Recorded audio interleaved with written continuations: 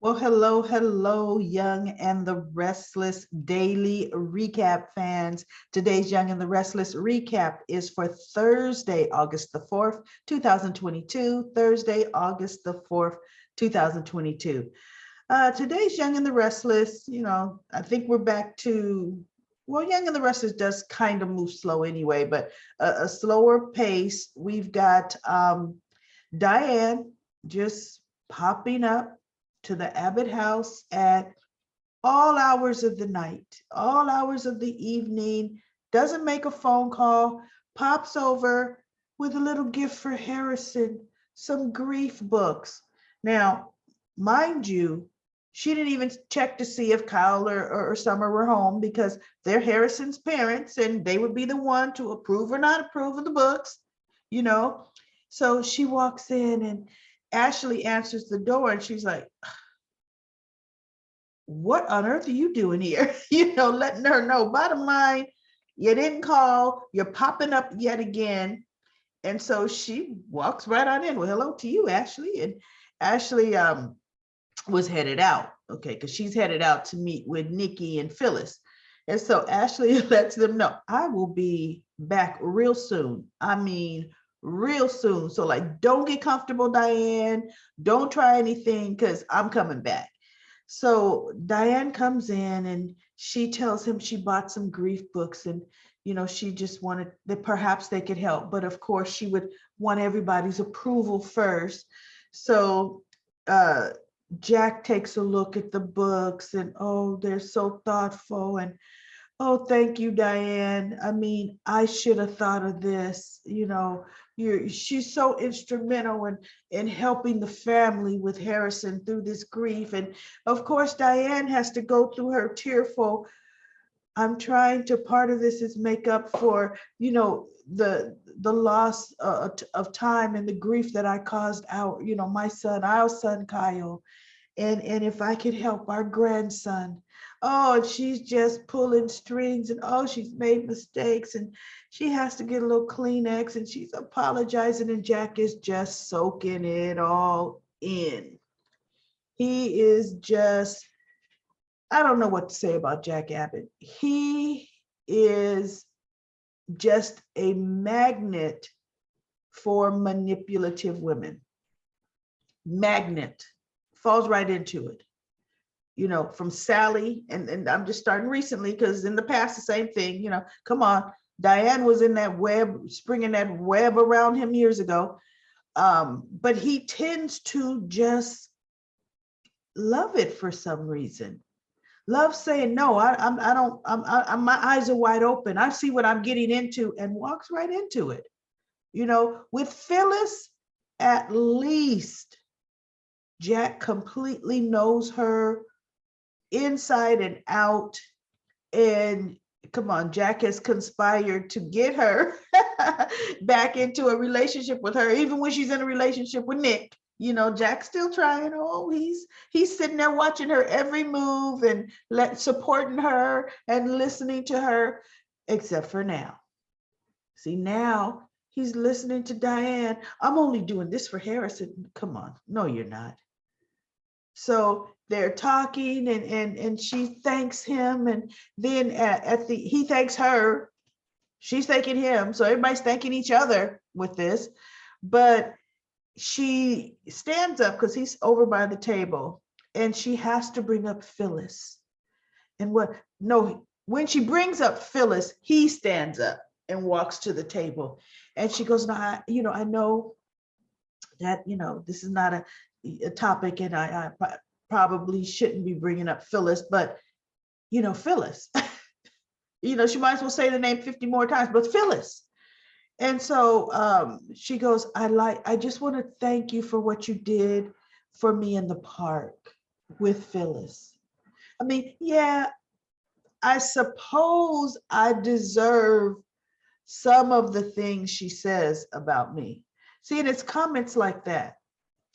I suppose I deserve. See, in other words, there is a level of, because I really don't deserve. But I guess if we look at it in any kind of way, I suppose I deserve some of that hostility. Jack was in on the whole thing in the past, and he knows she deserves 100% of that hostility. But he allows stuff like that to be said. And so she says that, but you defended me. You stepped in and defended me. And thank you. And he goes, well, I did it for Harris. He goes, I did it mostly for Harrison, which leaves the other 100%. Well, no, I'm sorry. The other 94%. I guess we could say the other 60-40. The other 40% I did for you, Diane. Because she goes, and the other part, you did it for me. Thank you, Jack. And he just tightens up his lip, so transparent. And so what she does is, her purse is right to the right of Jack on the table. So she, mind you, is in his personal space. What's so interesting about soap operas, you can tell when they're going to put people together because they're in their personal space all the time. And there's no resistance. Like right now, if Phyllis gets close to Jack, if you notice, what does Jack do? Jack kind of backs away from that person. He puts that space in between. But when somebody's going to end up being put with someone else, like we're going to start to see Nick and Sally, the personal space is going to start disappearing. You know, I just want to tell you, the quarterly reports are in, but I'm in your face. You know, I'm this close to you. The quarterly reports look good. That's what they do in soaps. So Diane is all up in Jack's space, has to lean in, reach over in front of Jack, just has to just get right there in front of Jack. Oh, I got to get my purse, Jack. Oops, excuse me. I'm surprised she didn't brush up against him. Oh, yikes, sorry. Got to get my purse. Jack doesn't move an inch. When it's somebody you don't like, when they get close to you, your body repels you back away from them, right? No, he stays right there. And the funny thing, as she gets her purse, stands up and looks at him, smiles a bit and says, well, I'll show myself out. I'm surprised she didn't go, see you tomorrow, Jack. See you tomorrow. That is so transparent. And had Ashley been there, now that would have been funny, because has Ashley been there, Ashley would have stood up and squoze between the two and said, what do you think you're doing getting this close to my brother? That, because it's so transparent. So that's hilarious to me. But as Ashley is leaving, she's going to meet the girls. You know, these right now with this ridiculous plan is the three Stoogettes, really. Because Ashley, when they sat down and told her the plan, she goes, oh no, I hate that. Oh no, that I'm not co-signing on that, because see, it's my family's company you want to mess with. This is not nothing Newman. You know, this is nothing Grand Phoenix. This is Abbott. Marchetti is a part of that. And you're gonna mess it up. And Phyllis is like, why would I mess up my daughter's company? When in essence, yes, you are. That's exactly what's gonna happen. It won't be contained. So they're sitting down and they're telling Ashley, Phyllis is like, look, Diane is a powder cake ready to explode. Now, anyone looking at the whole situation, who is the powder cake here? The powder cake is Phyllis. It's not Diane. See, Diane is deceitful. Diane is conniving. Diane is a little dangerous, okay? But Diane is not an overt powder cake. She never has been. That's how she was able to get away with so much. The way she is now, calm, conniving, pushing everybody else's buttons. That's the exact same way she was then, exact same way. It's the reactions of others that make her win. So yes, Diane can't help but be deceitful, but it takes her some time, and you have to sit back and just watch her, study her. You don't go on the offense for her. You don't be offensive, because she covers her tracks oh so well, and she's able to deflect. So for these three intelligent women, for one to think Phyllis is anywhere near equipped to handle that, actually none of them are, because Ashley flies off at the top of the hat behind Diane, and so does Nikki, period. So none of them are equipped to handle Diane. So I'm just surprised that Ashley ended up co-signing on that plan. And then, non-consequential scene, Chance tries to get information from Sharon. Sharon saw right through that. Oh, I left something on the stove in the kitchen of the coffee house. I gotta go check on it. And then Kevin runs in. There's some news he found. They got a tip. Someone saw a car matching Ashlyn's description parked at a gas station behind Victoria's property line. So now Chance is like, okay, great. Let's look at the police cameras, around that area to see what we see.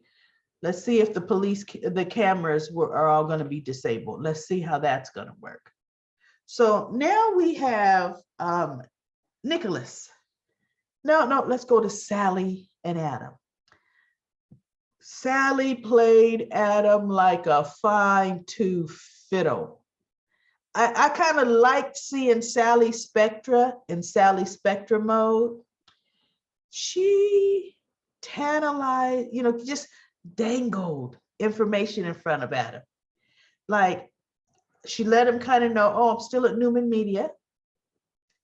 He says, oh, good, you decided to stay. Well, I had some help, some help from others, convincing, brought me to reality, from others. Oh, Chloe talked some sense into you. Well, yep, there's Chloe. She's always good for that. But also Nick convinced me to stay. She's looking at him, and Adam looked like, well, that was fast. In other words, for one, that's fast for Nick to be chiming in, jumping in, giving his advice to you. And Adam can't help himself where Nick is concerned, because let's be real. Nick and Adam share women. They just share each other back and forth. That's Nick and Adam. Okay. So as a matter of fact, and I mentioned this on another recap, trivia, can somebody name how many different women, name the names of the women that have gone back from Nick to Adam or Adam to Nick? Let's get that list of names. Nick to Adam, Adam to Nick. And then please feel free to put Sally Spectra in that, because that's coming. That's soap opera coming, 100%. So she let him know that there's more interest, because he's kind of talking about the Ashlyn case. So she brought it up as high profile. She goes, yeah, man. And he says, for it to have been an accident, a car accident going over a ravine. And she's like, ooh, you don't know the half of it. And he's like, oh, really? What else is happening? And she goes, oh my goodness, man, I could tell you, but I think not, because of the way you spoke to me, the way you called me pathetic. I mean, she said it so cool, so calm. She gave her list of things and says, and you know what? I'm the CEO of Newman Media, and I have to protect my company. So I won't be telling you anything. And she takes her food and walks right out of there. And Adam is looking at her like, huh, did she just do that? Yeah, Sally Spectra. And she's not done with you. She's now going to make you wish you stayed with her, because that's Sally. And she's going to use your brother to do it, because that's Sally. Wow. So I just kind of like that, because Adam, sometimes he deserves a good kick in the pants, that he's not all that in a bag of chips. So now the last and final thing with Young and the Restless, Nicholas. Oh, he goes into the office telling his father, I know something else went on, and somehow I know you're involved, and this is what I hate about you, and this is what I can't stand. You're always orchestrating. He just going on and on and on about Victor. I want to know what happened. I want to know what you did. I want to.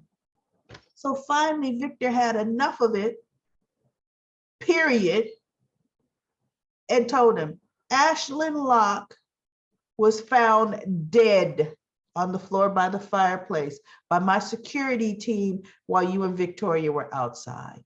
They came in, he was dead. They collected the body, put him in his car, drove him to a ravine, and staged an accident so that you wouldn't be questioned. I did it to protect you. You killed a man. But you did it in self-defense. You did it in protection of your sister, blah, blah, blah, blah, blah, as to why he did it. And now Nicholas is sitting there with I killed a man. I thought I'd killed a man.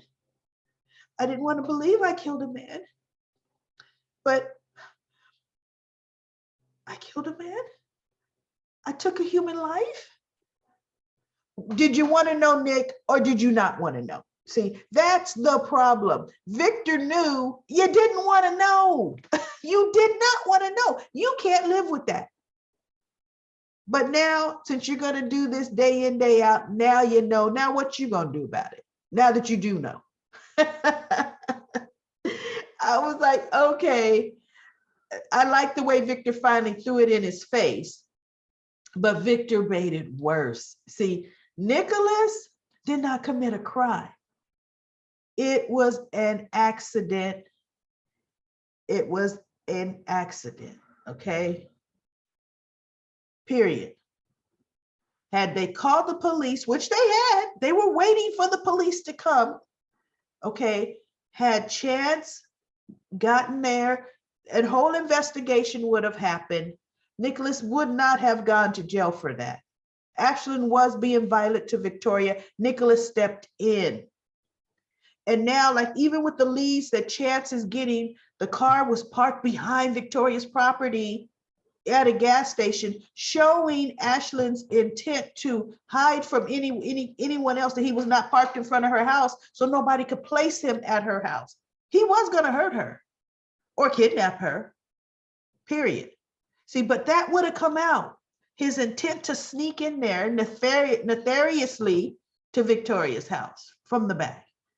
But Victor made it worse. The crime was removing that body, staging the accident, and then lying to the cops about it. That's the crime. People just, they don't get it. They make it worse. They just make 100% the situation worse. And Victor did just that. Because see, now Nick is going to be in a position to live with the guilt of killing a man and now having to protect his father for covering it up.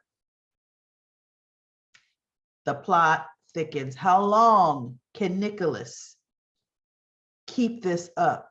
You want to know one mistake I fear he's going to make? Oh, he's going to tell Sally. He's going to be so distraught. He's going to tell Sally. Nicholas is transparent. He's going to tell Sally and probably Sharon too. So, but Sharon will keep a secret. Even though she may not want to, Sharon will keep some secrets. Sally, we'll see what she's going to do because she's not 100% invested in the Newmans yet. So, that was pretty much it with The Young and the Restless today. We'll see what happens tomorrow on Cliffhanger Friday. I really don't see where we got any cliffhangers going on. I think it's going to kind of be slow for a while. Let's go to Comment Corner. Comment Corner. I have a comment that I missed from Kimberly, and Kimberly said she was glad that Nate did not fall for Amani's trap. I'm glad that happened too. I'm glad that they did not get into that. And she's saying that Nate does not need to work for Hamilton. No, I'm sorry. This is Chancellor Winters, because it's just not going to work. Well, bottom line, that never was a good fit for Nate anyway. It really was not a good fit. So Chief of staff is a good fit for him. It really is. I mean, but we'll see how they do that. Will Lily intervene? What's going to happen? I don't know. I don't know with that. And then she also says that uh, Diane may be shady, but she's calm. That's exactly what I was saying. She's shady, but she's calm. And Phyllis is completely unhinged. Yes, it needs to go away. She needs to just stay out of it. Just let Diane do her mess and be there to pick up the pieces for her, be there for her daughter. Don't be the one causing the mess and now your daughter don't even speak to you. Oh my goodness. But nobody can think of that, you know, nobody can think of that. Let's see, we got a comment from Mary. She said, you tried, Chance, but Sharon is not stupid. Yeah, Sharon is not stupid, okay. And then Mary also said, that darn Diane, she hates her. She hates her. But she knows hate's a strong word, but she's so annoying. She's really working Jack. Yeah, well, you know what? Jack wants to be worked, unfortunately.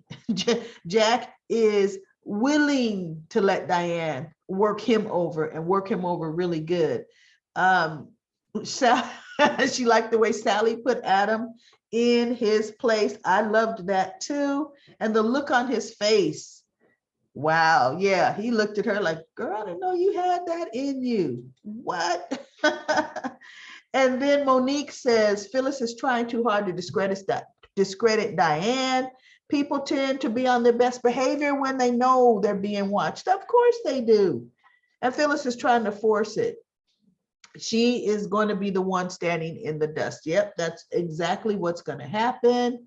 And then Monique, with the trivia question, says it was Eden Baldwin in the fire, I guess, with Noah. So that I don't really remember that particular fire myself, Monique. But thank you for the comments. That is the comments on Comment Corner. I will be back tomorrow, like I said, Cliffhanger Friday for The Young and the Restless.